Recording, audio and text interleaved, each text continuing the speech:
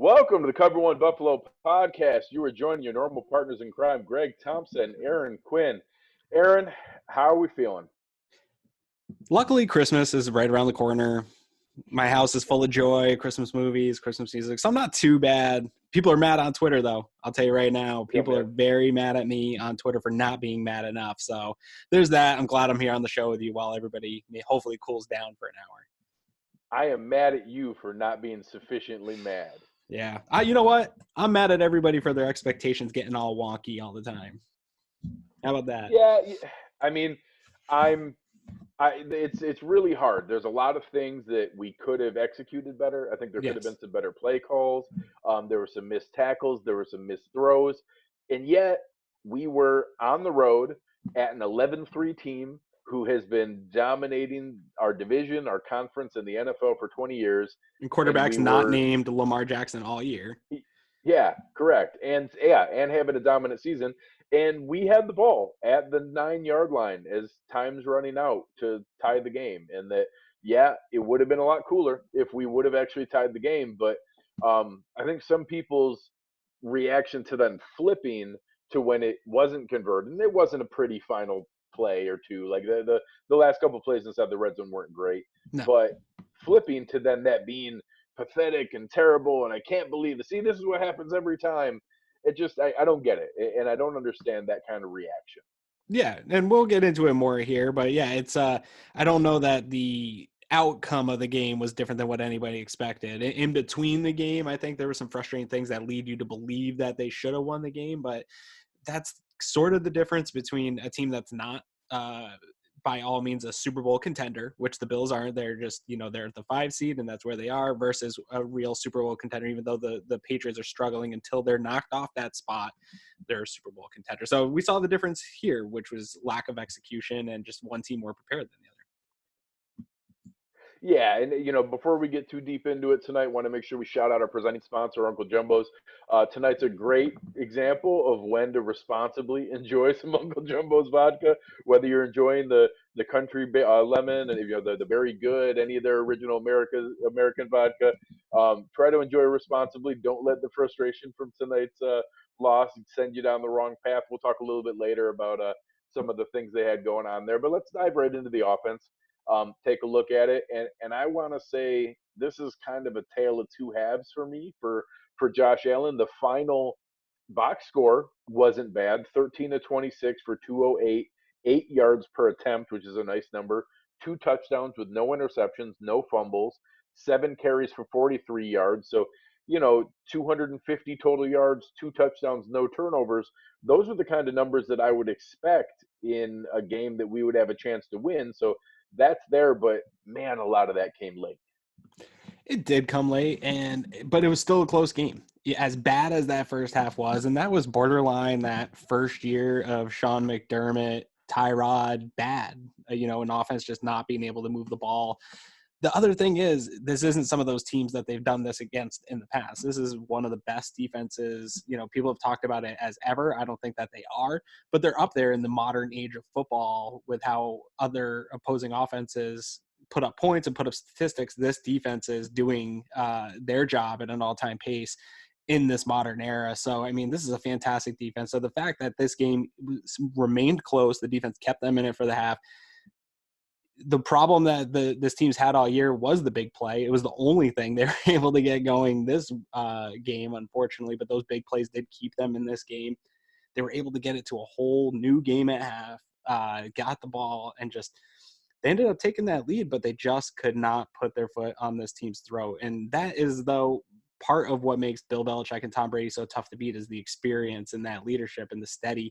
They're not going to get rattled because they're down 4 at home late in the third quarter. That's not going to be the thing that rattles this team and gets them to make a bunch of mistakes. So the Bills are close, man. Tons of mistakes. I usually say games this close are the difference between 4 to 6 plays is usually where I'm at. There was a lot more than that left on the field for the Bills today. And that, I know people don't want to say, there's no moral victories and all those sayings and stuff. I do agree with that. There aren't moral victories. It won't show up as a win in the win column, but when you go look at the tape and see all the mistakes and all the lack of execution and know that you went toe-to-toe with one of the best in the league, if you clean up those mistakes, you can beat anybody. There is something to that. That's a real moral victory heading into the playoffs, that you can play with anyone. Absolutely. And I think you look at the difference between these two teams offensively. One was based on sustained drives, Mm-hmm. consistently picking up third downs. We were talking about it pre-show. Their first two drives prior to the fumble, so we did punch out on the play that was a pretty nice screenplay that looked like was setting them up to score. We punch it out for the fumble there. We get a kind of a free field goal out of it, but then they turn around and their first two drives are 11 plays, 75 yards, 17 plays and 81 yards coming out from the one. They also had drives of 44 yards, another 11 play, 77-yard drive, and another 7 play, 59-yard drive. All of them are sustained drives. They're picking up 7 of 14 third down, so you're converting on half of your third downs. They picked up another one of those on fourth down. The Bills were virtually all explosive plays. We had Mm-hmm. almost no sustained drives. Everything was big shots, and that was cool that we were hitting some of them. You hit the 33-yarder down to the 1-inch line to end the half to Dawson Knox. You convert with the Deion Dawkins, fat man touchdown. Those are always fun. We toasted Stephon Gilmore on the double move by John Brown and got Jason McCourty over the top for the long bomb to John Brown. And then a couple big ones to Cole Beasley on those last drives. And those big plays were making it look like we were sustaining offense, but really, when you step back, we were 2 of 11 on third down and another turnover on fourth down, obviously at the end of the game. And just that's not the kind of sustainable offense that's going to work here. And part of that is this is a great defense, and they are, maybe not the historic defense they look like early in the season, but still a really, really good defense. And that's, going to be tough to be able to do when you're going 2 of 11 on third down.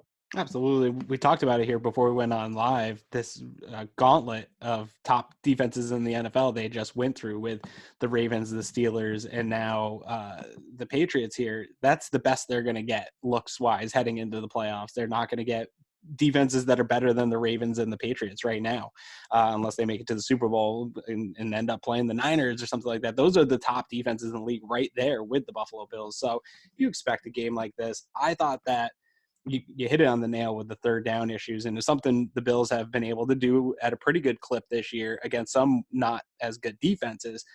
You're not going to be able to get third and longs against a defense like the Patriots. That's where their bread and butter is. They're going to be able to dictate to you plays, especially with the young quarterback on the road.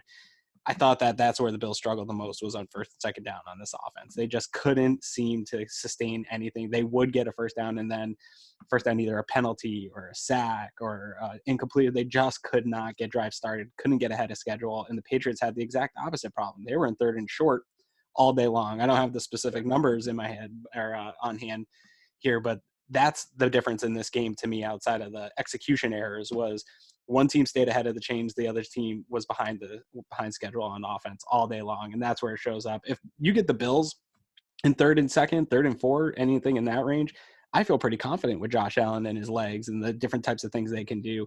The Patriots had that advantage tonight. And that was all the difference in my opinion, as far as the two offenses. Yeah, and one of the things that we praised last week against the Steelers, I had talked about how impressed I was with the offensive line, where you looked at our yards per carry, you looked at no sacks, and now you flip that around, and we gave up 4 sacks. We gave up another big chunk, 7 quarterback hits besides the sacks.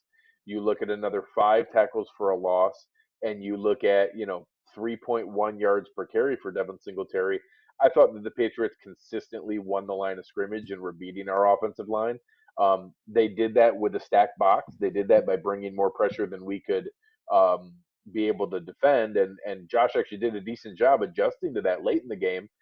He made that great, correction by bringing Cole Beasley in motion and then taking him back out there on the cover zero to get him in a hot route. But on the last play of the game, they came unblocked and he had to turn his back and panic and run away. So I thought that the offensive line was a little overmatched today, and I thought they didn't give Devin Singletary much of a chance. I thought that he didn't have a great game, but he was also getting contacted in the backfield on half of his runs. He was getting, a touch for the first time at the line of scrimmage or behind consistently. and never really getting a chance to get the running game going where I think they were trying to if they could have sustained something.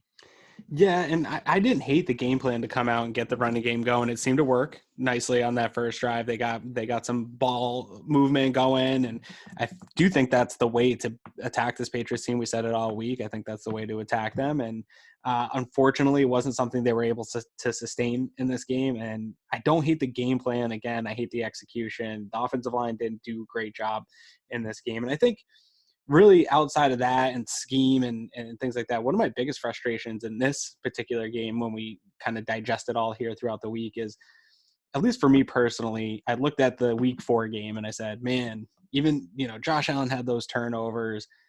That was the big difference. And then him not being there in the fourth quarter. Well, he cleaned up the turnovers. We didn't have the turnovers. He didn't play great, but we didn't have the turnovers. And he was there in the fourth quarter with the chance. He had the ball. And I know he's had some fourth quarter comebacks and some of those drives, but we've said it, I feel really confident in this team if Josh Allen has the ball in his hands with a chance to win the game. And now out of the last 3 weeks, he's had that chance 2 times. And whether it's on him or not, the offense has had that chance in scoring position, in scoring range, and hasn't capitalized on those moments. So I look back at some of the stuff I said after that week 4 game, and I feel like maybe that isn't the case, that if, Josh doesn't turn the ball over and has the ball in the fourth quarter, clearly there's an example out there now that isn't necessarily the recipe to win tight, good football games. So maybe he's got to do a little bit more maybe than I thought that he needs to.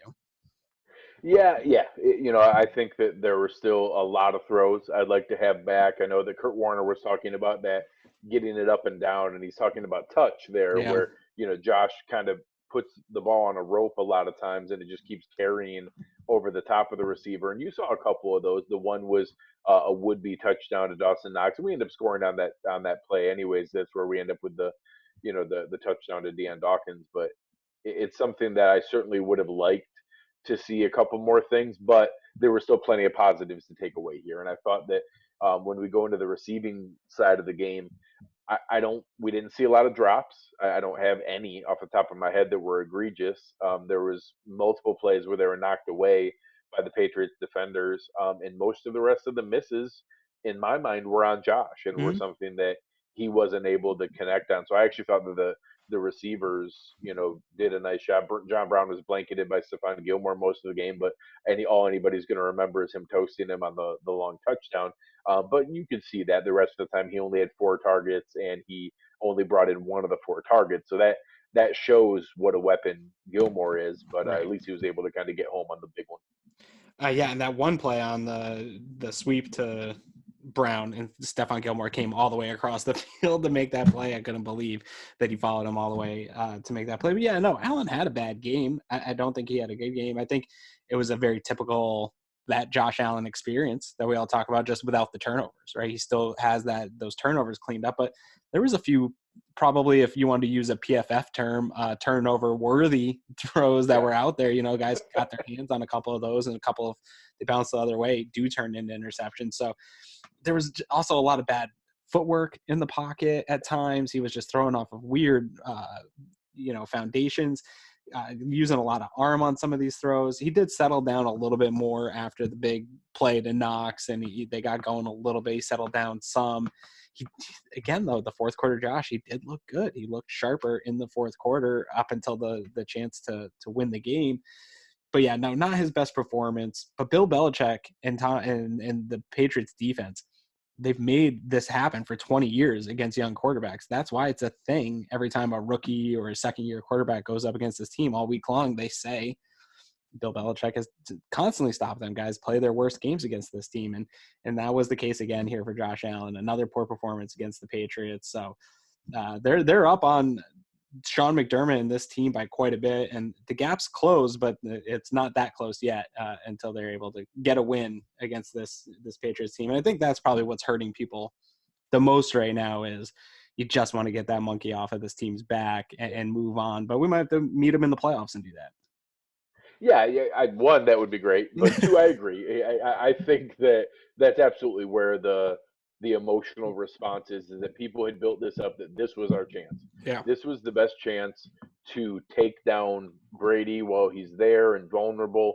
And they did have a chance to do that. They had a lead. We were winning 17-13 going into the fourth quarter. And, our two possessions after that were 2 3-and-outs. And I would have loved to have seen just a couple of first downs and to flip the field. And you and I were talking about that in the premium Slack channel that, it doesn't have to be scoring points. That would be great, but you've got to be able to get some first downs, keep the clock moving, give Bojorquez a chance to flip fields and pin them deep, and they just weren't able to do that. And is there anything else on offense we want to touch on before we flip over?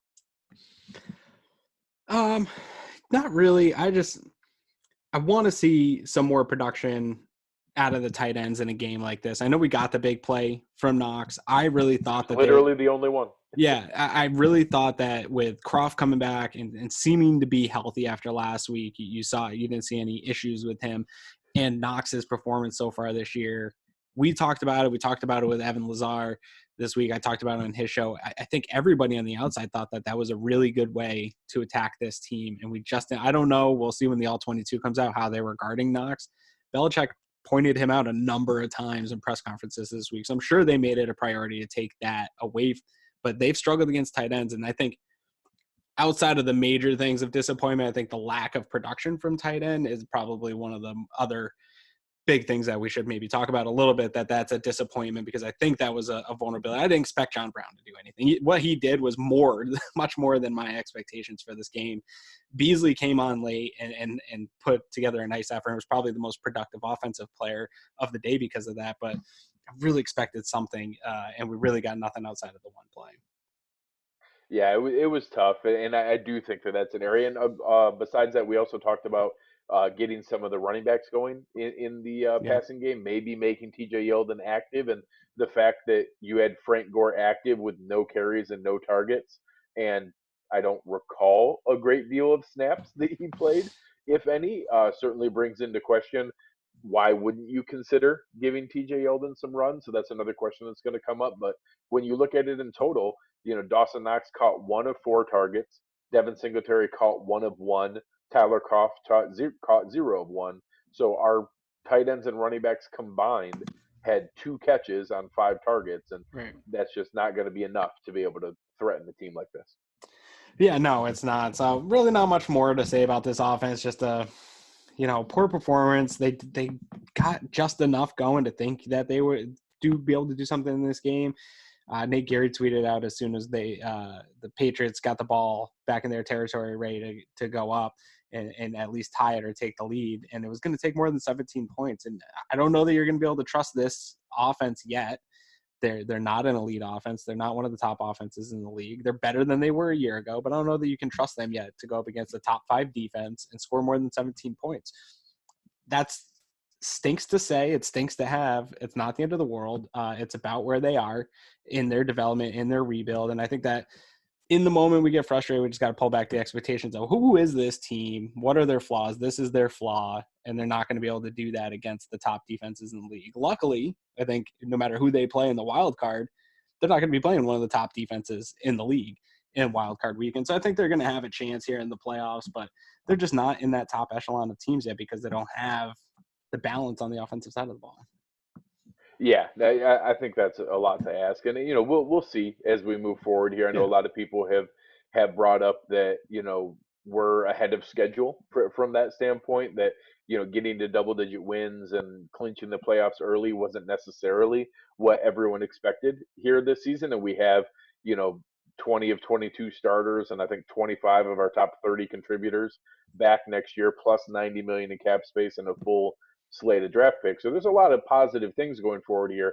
But I get that people's expectations were up in our chance to be able to knock off the big bad wolf, and we didn't do that. So as before we flip over to the defensive side of the ball, one of our favorite segments here is talking about our presenting sponsor, Uncle Jumbo's, and that when you're going to go out and enjoy some adult beverages, you need to do so responsibly. So we like to talk about our Uncle Jumbo's responsible play of the game.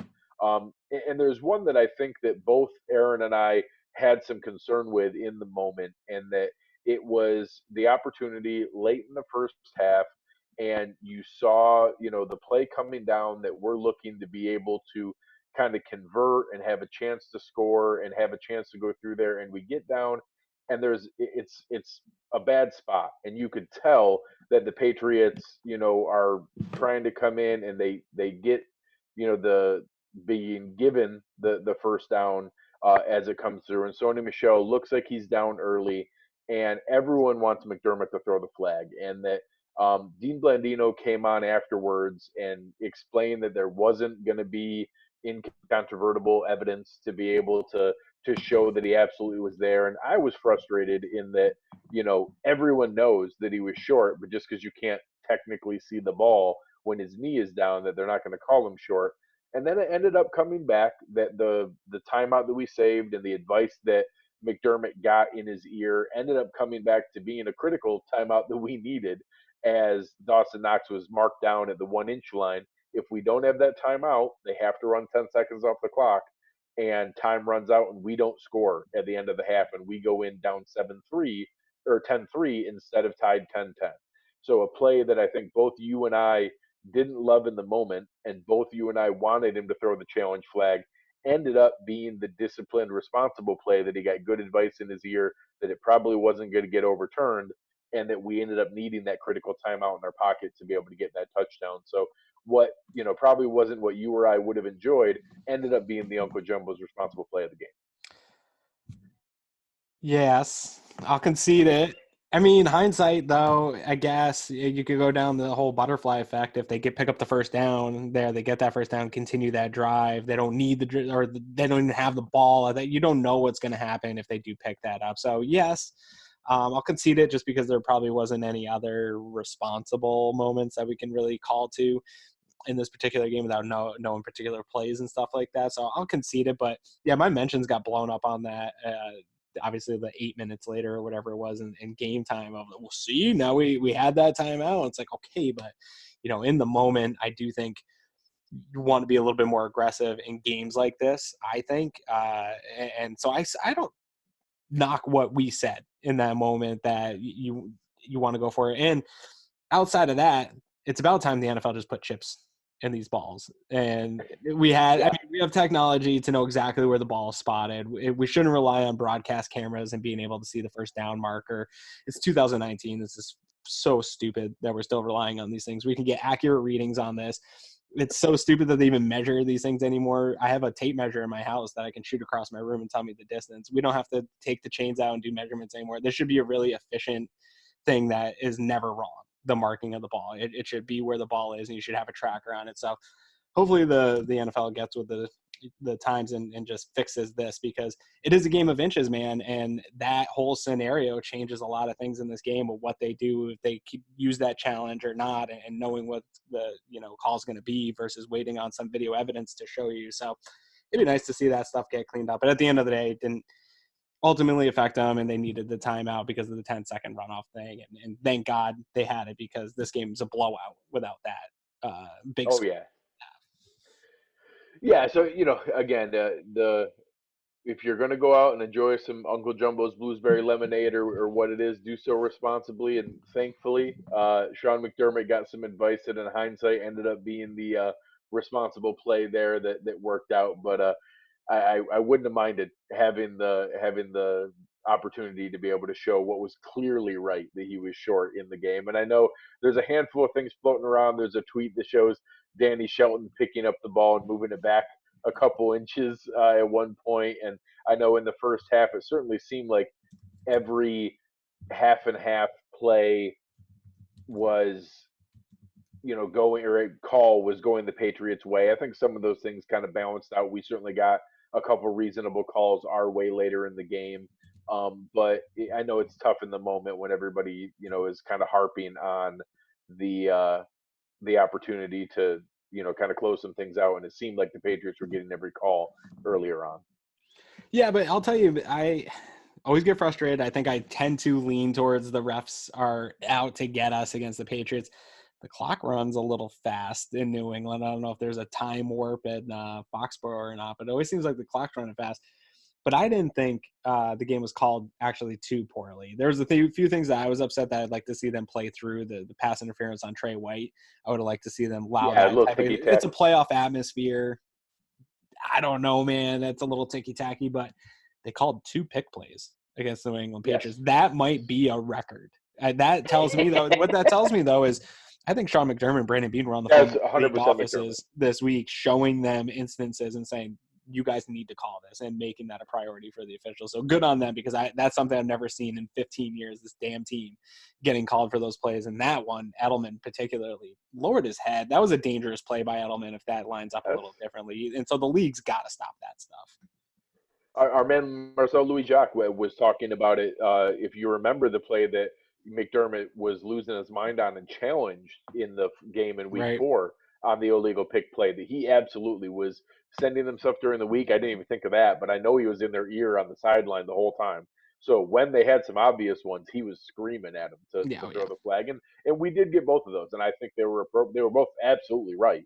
And that one called back a touchdown and the other one called back a huge play. So I'm really glad that we were able to get some of those balanced out. And I know it's hard in the moment. Ron in the chat is bringing up the Tom Brady intentional grounding. He seems like he gets away with 2 or 3 of those every week. But he still leads the league in intentional grounding calls. That's the crazy part. He'd be landslide away in the league if he actually got called for all the ones he does. I can't believe it. It drives me nuts.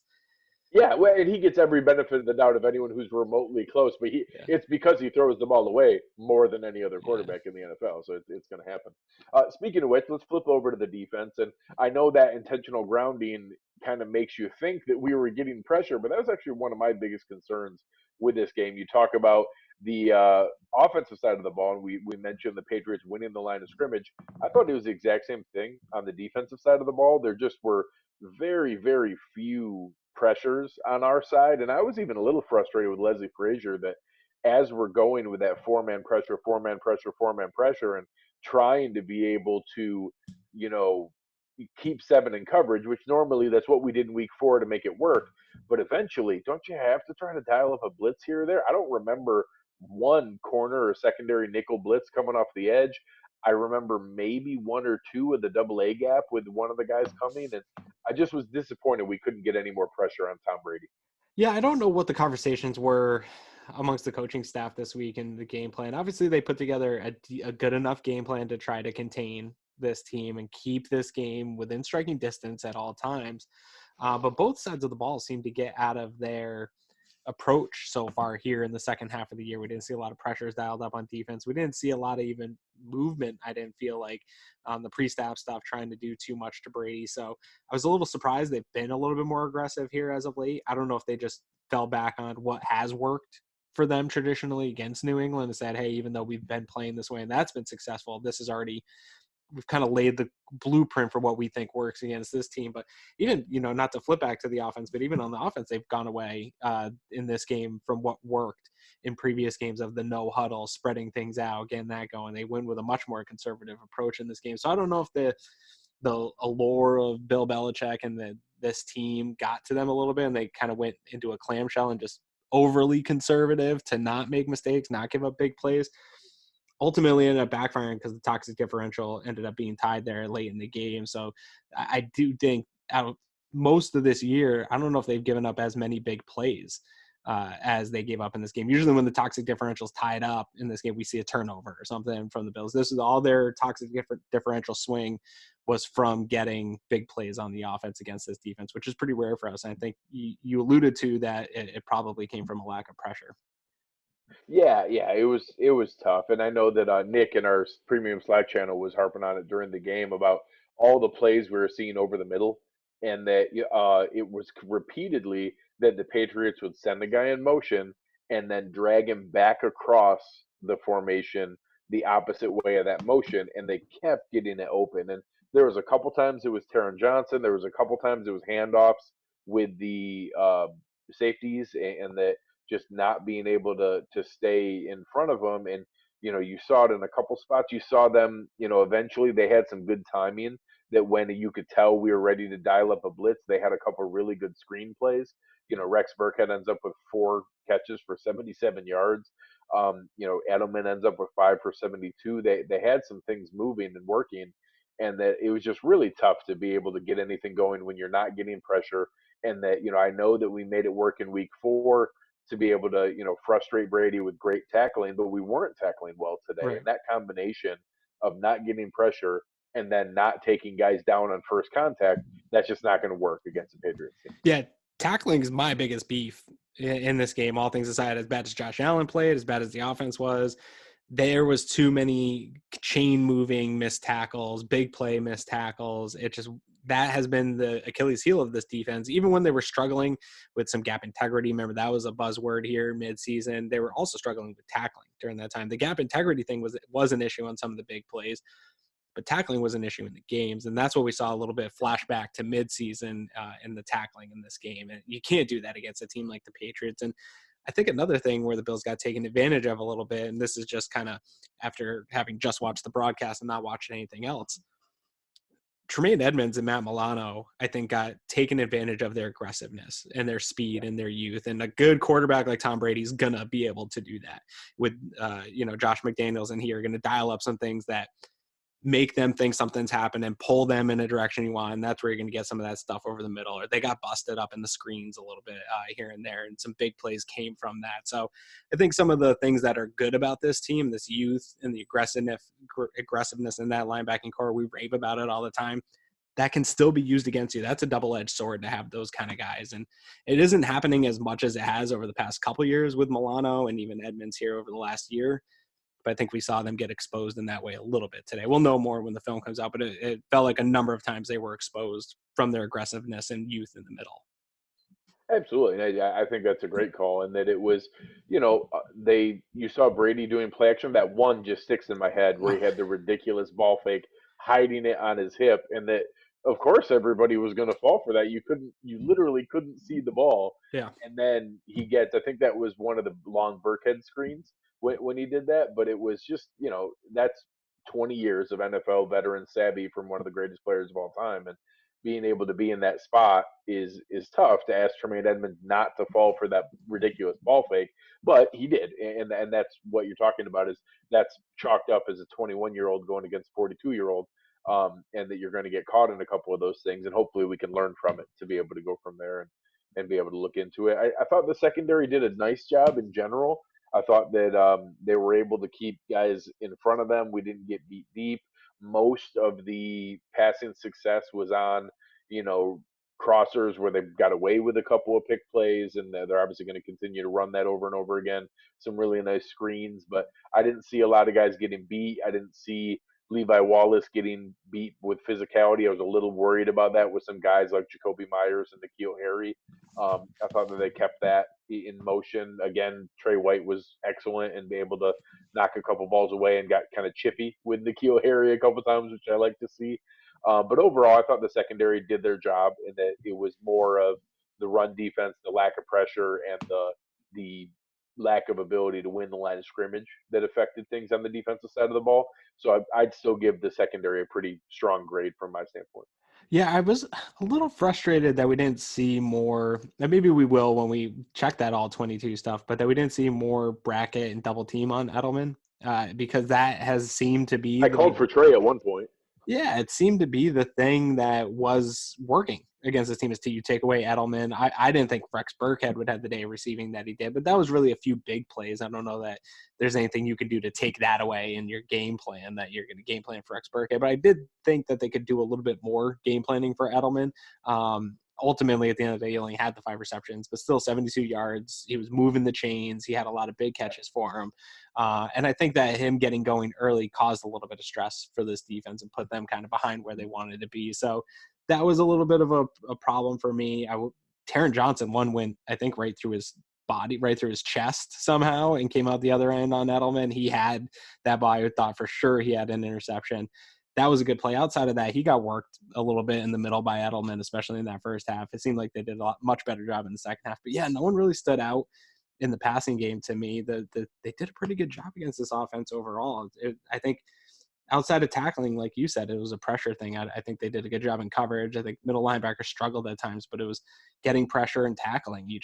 Those are two things that we know for a fact is what beats the Patriots. You get pressure on Tom Brady, get him uncomfortable, and then wrap up and tackle and don't let guys get those extra yards and generate first downs. And neither one was here for the Bills today. Yeah, we'll talk about it when we get into the off season, and there'll be plenty of time to talk about these kind of things in more detail. But this shows why way more than offensive line, way more than a weapon on offense and another wide receiver, the number one need for this football team is a dominant pass rushing presence. I don't care if that's $100 million in free agency. I don't care if that's a first round pick. I don't care if it's $100 million in free agency and a first round pick. Yeah. We need a game changing pass rushing presence. They are not all of a sudden going to take the 70 combined years of coaching experience of Leslie Frazier and Sean McDermott and all of a sudden become a blitz heavy team. We are always going to be a team that brings four and protects with seven. And the only way that that starts to matter is when we have a guy who can simply beat his man and, you know, crumble the pocket from his side. So whether that's Matt Judon, Yannick Ngakoue, Jadeveon Clowney, or one of the many first round, pass rushers that I am going to learn more about once I start cramming and learning about draft prospects. Um, we need that. And so just everybody put a pin in that and remember that when we get back to the offseason here, that when we're debating on whether to cut Trent Murphy, whether to re-sign Shaq Lawson, in the grand scheme of things, I don't think either of those things matter. Right. We need someone better than both of them because neither of them are good enough to individually beat their man. Um, so, that's fine. If we figure out a way to reuse the money from Trent Murphy to keep Shaq Lawson, that's fine. I don't want Shaq Lawson being our starting defensive end under any scenario. I'm more mad at Jerry Hughes this year. I'm Yeah. very frustrated with Jerry Hughes, and I've been a guy that just kind of hasn't touched that this year. I haven't come at him anyway. I've seen it sometimes show up. I feel like this is the type of game, a guy like Jerry Hughes, the reason you pay him money and that you want him on your team is to make an impact in a game like this. And maybe he gets in the backfield from time to time, but I can't think of a significant sack or big time play from Jerry Hughes off the top of my head this year. And they're not paying him record-breaking deal, but the amount of money that they're paying him and who he's supposed to be for this defense, the reason they brought him back into this defense, I haven't seen that. And it's, now we're all the way through the season and we haven't seen those big splash plays by Jerry Hughes, and you kind of expect that over time here. So I don't know what's going on there. I don't know if it's a scheme thing. I know he still dials up a good amount of pressures, according to pretty much every indicator. He gets pressures. He is getting into backfields, but he's had an issue even when he does get home, not bringing in sacks. So I'm pretty frustrated with Jerry Hughes. I think we're going to have to come off the not talking about it or being even an apologist for Jerry Hughes and start to demand and expect more out of him. He's in a game against a team like this where you're not generating pressures. That is what separates the really good top tier pass rushers in this league is when your team's struggling and they can't dial up pressures, you bring something on a third down. You are the reason that a play stopped.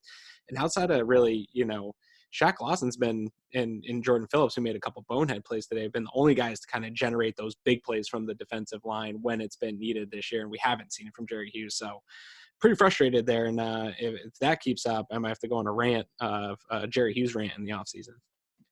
No, you're spot on. The fact that he did flash a couple times coming around the edge where it looked like he had a chance to get to Brady, and the fact that he didn't on any of them is the problem. So that whether that's just the split second that he's lost a tenth of a step, I'm not saying that he went from an elite pass rusher to terrible, but if he went from an elite pass rusher to pretty good, that might not be good enough for what we need. And I do think, in fairness, I'd like to see a better guy opposite him to where he can be the secondary option, benefiting from Ed Oliver, crumbling a pocket. I do think we'll genuinely see some further development there. Defensive tackle is one of the slower developing positions in the NFL. He's shown enough flashes here that I have some legitimate hope. I think it's unfair for some of the Aaron Donald comparison he gets. That's not realistic. But the Geno Atkins kind of comparisons, those kind of things, I think that's real. I think he's going to be a special player. You see some of those things out there that show the percentage of time he's double teamed and how often he's getting pressure and winning some of those snaps are pretty encouraging. But I think we need that presence opposite there to be able to get home. And then maybe we can get some last value out of those last 2 years of Jerry's contract. Shaq can be a third defensive end. Guys in the chat here, Ron and everyone is bringing up some comments about, Daryl Johnson and whether Bam can be a contributor. And I think he can be a fine defensive end four, but he's not the answer. Yeah, I don't think you rely on that.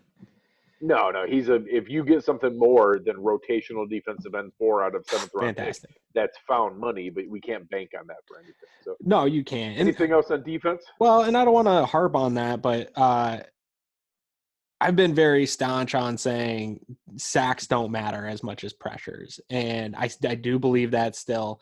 But when you have a guy like a Jerry Hughes or the top tier pass rushers that we're talking about in free agency, when you pay those guys and you have those guys on your team in big moments, you do expect them to make some big plays. And whether that's a sack or a pressure that affects the quarterback, we haven't really even seen a lot of that from Hughes. So it's not that I'm not going to be one of those guys that if Jerry Hughes doesn't get 12 sacks a year, I'm going to be mad. I don't need him to be a double-digit sack guy. It's coming up with some big plays and being a guy that your defense relies on to make some of those big plays. And it's just things that they're not hitting home on. But I do agree with you that some of that is the other side of the ball for him. And, it's definitely priority number one for me once we get into that mode in the offseason. Somebody's got to step up in the playoffs because you got to affect these passers in the playoffs no matter who we're going up against. Yeah, and I think that's key, and we'll see as we go forward here. I think it's by far our number one need, maybe our number one and number two need. We might need two people. I wouldn't mind a big splurge Just signing trade and a everything for first round Chase pick. Young.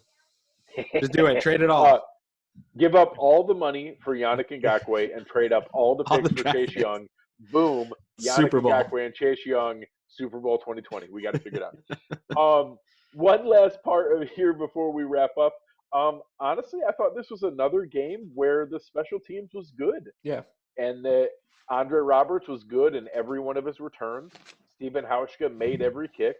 Corey Bojorquez had a couple of rockets, one of them down to the 1 yard line, no touchbacks, two of them inside the 20. Yep. He made my heart kind of have palpitations on a few of those punts that I was pretty sure were going to get blocked. That thankfully we found a way not to do that. But I thought that the special teams was a net positive today, and that I thought they didn't give up any big returns. They didn't, no big plays. We didn't spring a big return. We didn't, besides, I guess down into the one should count as a big play. That's unfair. So that's a big play special teams wise. But beyond that, I thought it was a net positive. So, no dumb penalties, no turnovers, no dumb returns that we shouldn't have taken the ball out of the end zone, made every kick. It's pretty much all you can ask is that special teams was a non-issue today, which for me is good.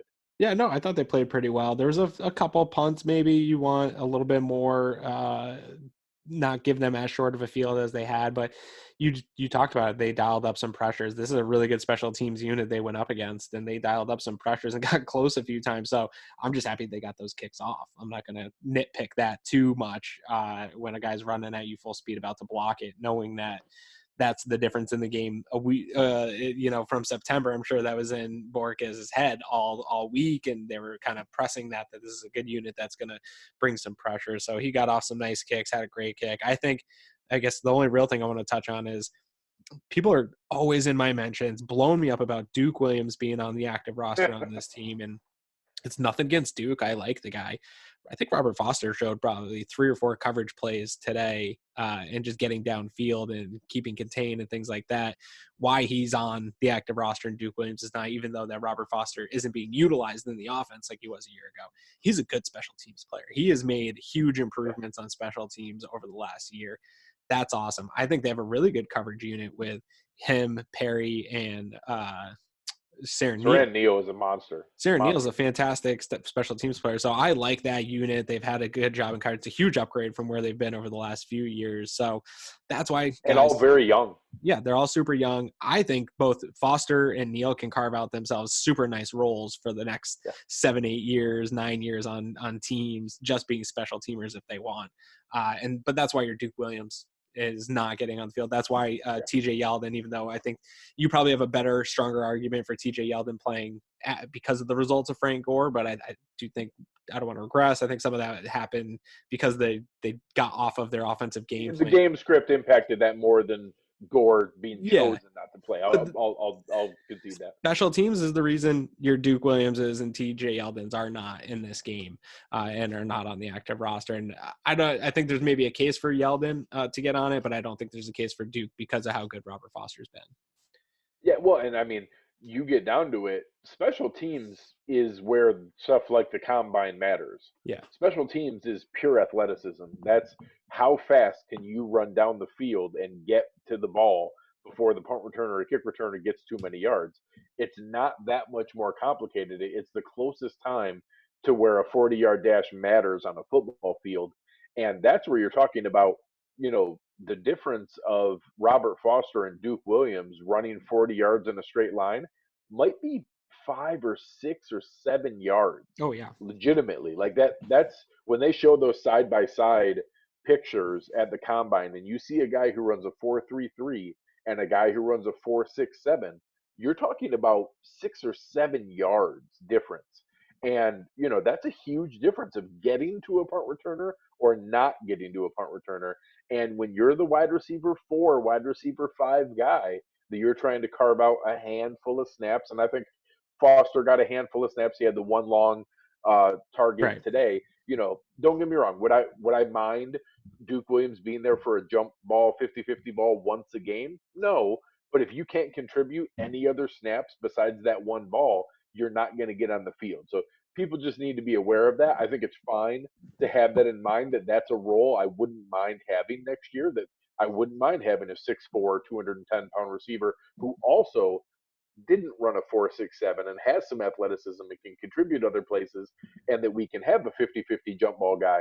But Duke Williams is not that guy, and we just need to let that stop kicking a dead horse. Yeah, exactly. I agree. Let's move on. I think I caught you. I think that my karma of noticing that I got the Von Miller call wrong in the Broncos game and that you were up by 1, not down by 5. I think that karma came back to me. I think I won 2 of our 3 bets. You did. So let's go through those bets real quick here. I forgot to change that one in our doc after you told me. So I know. Yeah, the I was one up was Devin 59-50. Singletary. I was up 59-58 going into the game today. So we had 3 bets. We had Tom Brady, 199.5 passing yards. I took the under on that, and you won. Tom Brady played way better than I anticipated him playing. Yeah, I went I'm on. not happy I won that one. I know, but you know what, man? I was on the fan pregame with Raj, who you've been on with, and Yeah. they asked me about Brady and is he done? And I said, I don't know, man. I'd like to think so, but looking at the tape, he's still making throw. Like, there's so many issues with the Patriots offense going into this game that weren't Tom Brady. I think everybody wanted to, everybody wants Tom Brady to be done so bad, but on film, he's still throwing intermediate stuff, throwing it with plenty of juice, putting it on target. Like, he's still got a lot of those Tom Brady throws left, and he showed it off today. He was nearly perfect in that first half, and that was frustrating watching that bet slip away from me, and I could tell it was going early. We then had Singletary at 84.5 rushing yards. As I took the under on that. I actually thought the way they came out in this game, I thought there was no way I'd be able to maintain that, and I thought I was going to eat all my words that when I said, well, Singletary won't really be the difference maker in this game. He's not going to get more yards than Gore. I thought all that was going to go out the windows. My mentions were going to be on fire, and you would win that bet. I ended up winning that bet somehow. Yeah. And sadly, you could tell there was a concerted effort by the Patriots that, hey, when you talk This about, kid's hey, not they're beating us. they're taking away the one weapon on offense. That was Devin Singletary. Yeah. They were stacking the box. They had a spy on him at all times. The player that they chose to be able to take out of this game was Devin Singletary, and it worked. And that's Well, a and shame because he's been the motor of our offense. absolutely. And they get the ability to take whatever one receiver they want away with Stephon Gilmore on top of that. That's the beauty of this defense is he takes one guy away, and then how do you scheme up taking the other guy? And that's what they were able to do in this game. So then we had Pat's rushing total of 119. And I took the under on that, and nobody really tore them up, but they went over on the 119, and you won that one. So you got an additional 8 points. Let me add that up real quick here. Yeah, I think you got 4, I got 8, so +4 should put me up by 3.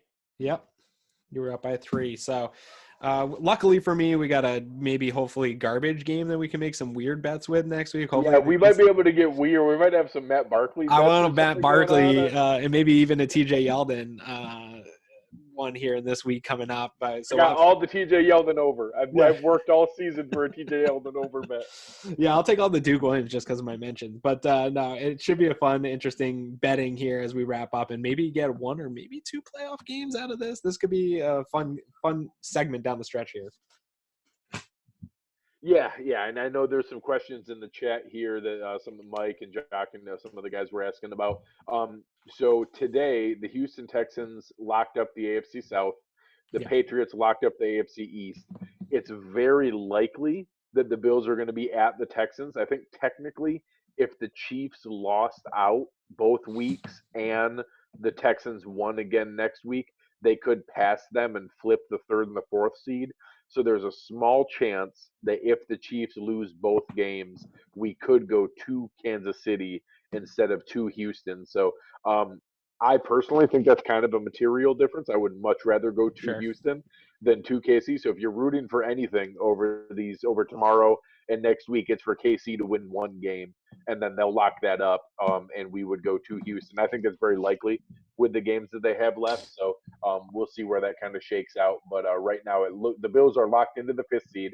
They're going to play the fourth seed no matter what. We just don't know for sure who the fourth seed is right now.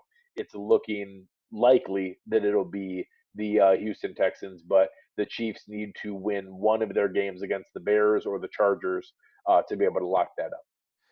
Yeah, and honestly, I think that the Bills can hang with either one of those teams, but after seeing the Texans today, and I know it's a week-to-week league and a matchup league, I felt pretty good about the measuring stick, and that's where measuring sticks come into play. Yeah, Texans got the win. Bills played a better team and played a better game, in my opinion, today. So I feel pretty good about those teams matching up, and that. Oh, dude, there's the moral Texans victories. the Texans are easily the biggest Jekyll and Hyde team in the NFL. Yeah. You know, they beat the Chiefs, they beat the Patriots, they hung 53 on the Falcons. They turn around, they lose to the Broncos, they lose to the Brian Hoyer Colts. They lost to the Panthers. They have some of the weirdest up and down games overall. And then they looked terrible. They tried their darndest to lose to Jameis Winston earlier today. But yeah, that's a team that I don't mind playing. And I know there's rumors that J.J. Watt can come back, but I don't know that there's any scenario he comes back as the J.J. Watt we know of if he's trying to rush back from that kind of injury. But either way, if you're giving me the choice, I'd rather go to Houston than to KC. There's also a huge difference in home field advantage and fan base going to Kansas City for the playoffs than going to Houston for the playoffs. So if we're going to have a chance at Bills Mafia making some noise in one of those stadiums, we have a lot better chance in Houston than we do in KC. Yeah, absolutely. So who'd you have? Let's move over to our gruntled and disgruntled. I don't think we got gruntled and disgruntled. I think that we were pretty close here. Let's start on the downside. I didn't have a particular player that I felt comfortable putting this on, but for me, it was the lack of pass rush and the inability for any of the defensive line to get home. And I know I really made a big deal out of it in the premium Slack channel that this was the reason. This game is a perfect synopsis of why I'm not comfortable giving Jordan Phillips big money. This is the exact example where he makes huge splash plays and then disappears for long stretches. And he did it again today. He had, a nice tackle for a loss on one, and then he jumps off sides, and then he misses a tackle, and then he, gets an unsportsmanlike penalty. And, many of those plays where you see the big gaps that Sony Michel ran through, it's because he tried to guess and picked a guy to swim the guard, and just the guard makes it easy to shove him 5 yards out of the way, and you have a huge lane for Sony Michel to run through. So when you hear me not being as excited of blowing up money for a guy like Jordan Phillips, that's me today. So the lack of pass rush, and I'll call out Jordan Phillips individually as my disgruntled. Yeah, that's a good one. And I agree. I've been having that conversation all week. Whenever I say extend Shaq Lawson, everybody blows up my mentions and tags Jordan Phillips and adds him to it. And it's nothing against Jordan Phillips. I like him. I like what he's contributed to his team. I like him in the locker room. But I don't feel like that's a spot they need to give a ton of money to. I'd rather save some of that money and get a defensive end. Like you were talking, get Shaq Lawson back and get another guy across from Jerry Hughes and then draft So I'm totally Yeah, fine. all of them, Yeah, all the give it Panthers. all of it and don't put any more money into Jordan Phillips. Wish him well, and hopefully that goes out of division and continues his success somewhere else. I put it on tackling. I talked about it earlier. I don't have to talk too much about it, but it's a game. There's going to probably be some games like this. Texans will be, if they play against the Texans in the playoffs, that'll be another one where tackling matters. You can't do that against decent, good offenses and give them extra yards. That's been when this defense is playing at its best, is tackling its best. I know that sounds probably elementary and super simple, but it's true. It's a defense that's designed to keep everything in front of you and don't give up any more yards than what happens in front of you, and they didn't do that today. Yeah, no, I think that's a great call, and you're spot on. And it's the difference between the Week 4 matchup and this Week 16 matchup. In the Week 4 matchup, it was one of the best tackling performances I've ever seen, and that's why they stifled Tom Brady, why they had such a great performance, why they had so many three and outs. I think we made, the Patriots punt 9 times in that game, and it was because we were sound tackling, and the first guy who made contact brought the guy down every time, and we didn't do that today. So I think that's a great call on the disgruntled. I think we're on the same page on our gruntled, in that I don't know that anybody had a singularly amazing game, but I certainly saw a scrappy little wide receiver flash an awful lot of times for me, and that was Cole Beasley. Whether it was the toe tapping on the sideline, flashing open when Josh needed somebody to be able to make a play, and just getting there in his eyesight. You talk about 7 catches for 108 yards, several big plays, a ton of those picking up third downs. He was the motor of the offense today. 12 targets, you could tell, and they were going at it. The Patriots were missing their slot receiver, and good on the Bills for taking advantage of that. And for me, Cole Beasley was my gruntled player of the game.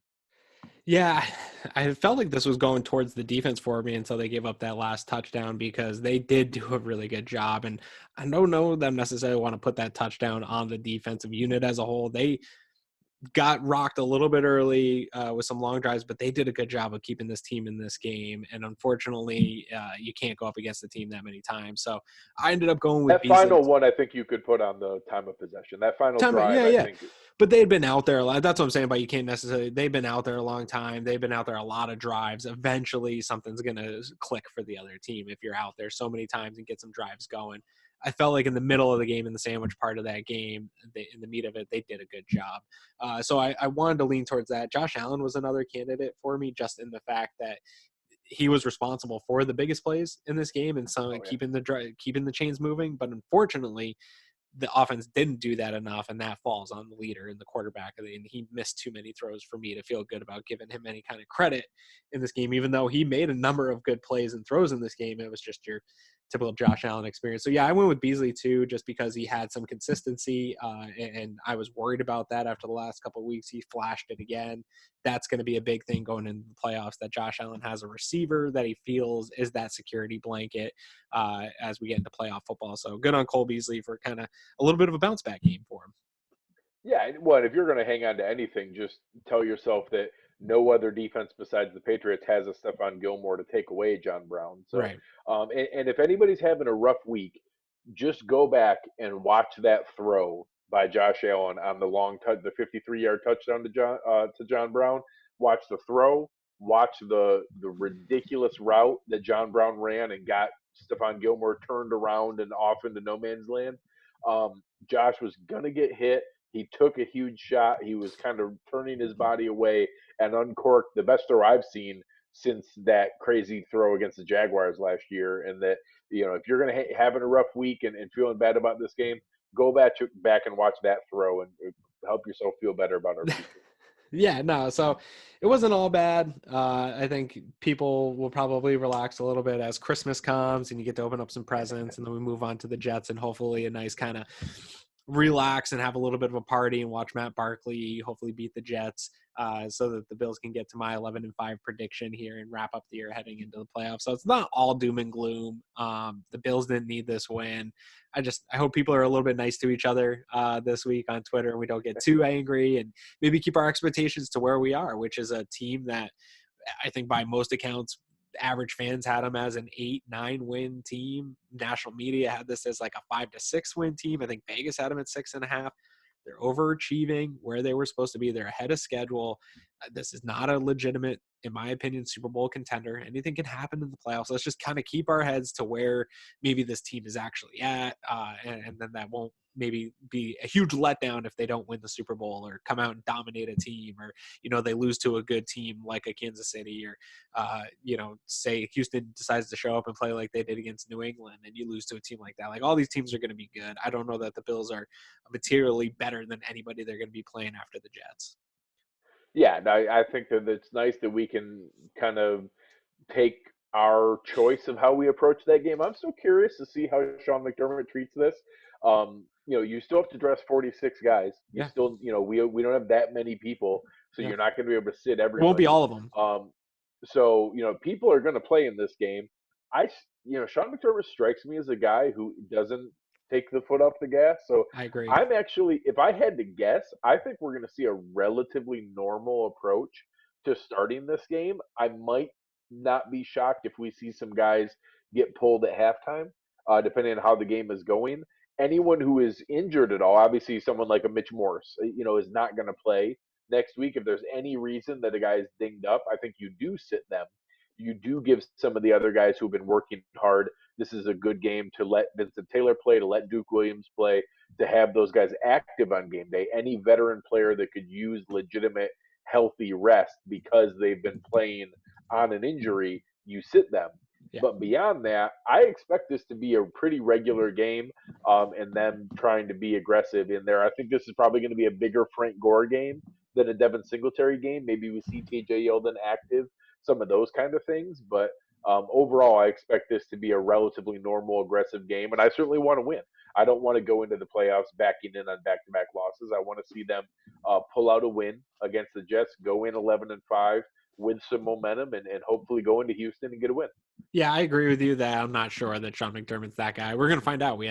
He doesn't have that track record yet to establish if he's That's the gonna first time rest. we've seen this choice. So we'll find out. If I know what you're going to ask me next is where can people find me on Twitter. So I will tell you as a good segue. You can find me at Aaron Quinn 716, and I have a poll up right now. If you think Sean McDermott is going to rest his starters or not, some interesting conversation going on in there because I honestly don't know. I think there's a case to be made for each, not just with Sean McDermott led team, but I think all teams. I don't know that resting starters is a good thing. Obviously, you have the injury risk, so come and join me in that conversation here over the next couple of days because I think it's an interesting conversation. And I don't know that any one idea of you rest your starters or you play your starters is a right idea in the situation that the Bills are in. So I'm interested to hear people's opinions on that.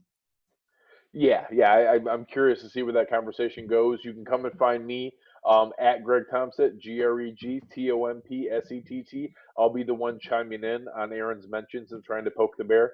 You'll be So come driving and all find the me. next 2 days. I don't care. Yeah, I'm going to be in the car for a long time tomorrow. I am going to be coming home. I will be in Buffalo for the next So week. tag tag Greg as much as possible tomorrow, all throughout the day in mentions because he's gonna have to get to them all later. So that'll be a lot of fun for me tomorrow to watch his mentions blow up. Oh, God, yeah, be nice. Try to be nice. Thank you guys. Appreciate it. You guys were awesome in the chat. If you want to come and check us out at at cover1.net. Come and join the premium membership. Jump in the Slack channel. Give our presenting sponsor Uncle Jumbo some love. Go and grab some of their blueberry lemonade. Enjoy yourself over the holidays here. Be safe. Be responsible. But let's get back together here. We'll preview the Jets game. With the holiday schedule here, we're still working out when we're going to record that, so keep an eye out for it, and we'll let you guys know as it's coming up here. But enjoy everything we've had today. You guys were awesome in the chat. You've been listening to Cover One Buffalo, and we are out.